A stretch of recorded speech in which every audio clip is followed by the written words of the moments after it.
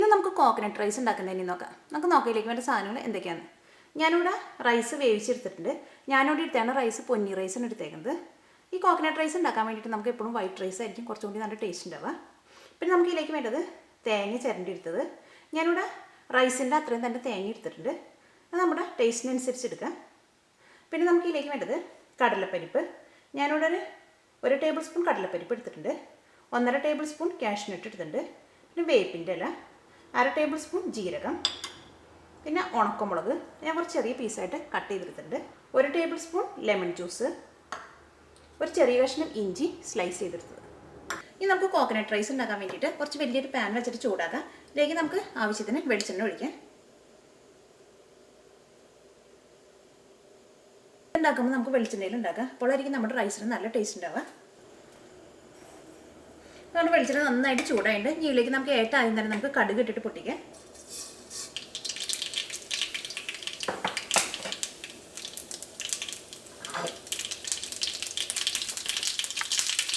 ഇപ്പോൾ കടുക് പൊട്ടിയിട്ടുണ്ട്. ഇതിലേക്ക് നമുക്ക് ജീരകം ചേർക്കാം.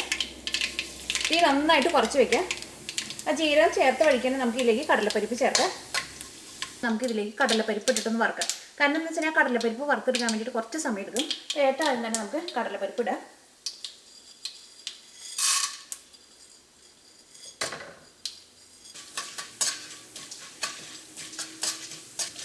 ഈ കടലപ്പരിപ്പ് ചെറുതായിട്ടൊന്ന് കളർ മാറി തുടങ്ങുമ്പോൾ നമുക്ക് ഇതിലേക്ക് കാഷ്നട്ട് ചേർക്കാം. നമ്മുടെ കടലപ്പരിപ്പ് ചെറുതായിട്ടൊന്ന് കളർ മാറി തുടങ്ങിയിട്ടുണ്ട്. ഇതിലേക്ക് നമുക്ക് കാഷ്നട്ട് ചേർക്കാം.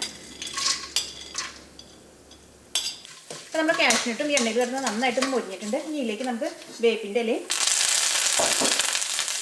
ഉണക്കമുളകും ചേർക്കാം.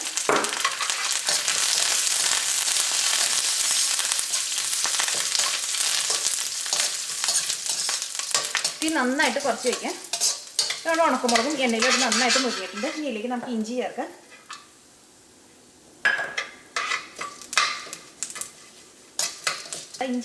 നമ്മുടെ ഇഞ്ചിയും വെളിച്ചെണ്ണയിലും ഇടന്ന് ചെറുതായിട്ടൊന്ന് മുരിഞ്ഞിട്ടുണ്ട്. തീ നന്നായിട്ട് കുറച്ച് വെക്കണം, അല്ലെങ്കിൽ നമ്മുടെ കടലപ്പരിപ്പ് കരിഞ്ഞു പോകും. ഇനി നമുക്ക് ഇതിലേക്ക് തേങ്ങ ചേർക്കാം.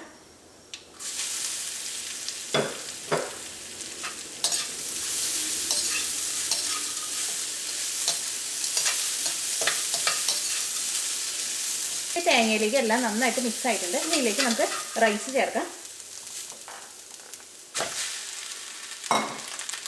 നാരങ്ങ ചേർക്കാം.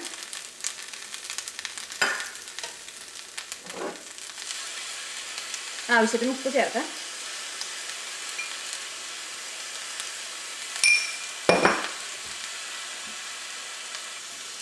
ഇതെല്ലാം കൂടിയിട്ട് നമുക്കൊന്ന് മിക്സ് ചെയ്യാം. തീ നന്നായിട്ട് കുറച്ച് വയ്ക്കണം. കാരണം എന്താണെന്ന് വെച്ചിട്ടുണ്ടെങ്കിൽ ഈ തേങ്ങ നമുക്ക് ഇങ്ങനെ ഒട്ടും മുരിച്ചെടുക്കേണ്ട ആവശ്യമില്ല. തേങ്ങ പതുക്കെ ഒന്ന് ചൂടായാൽ മതി.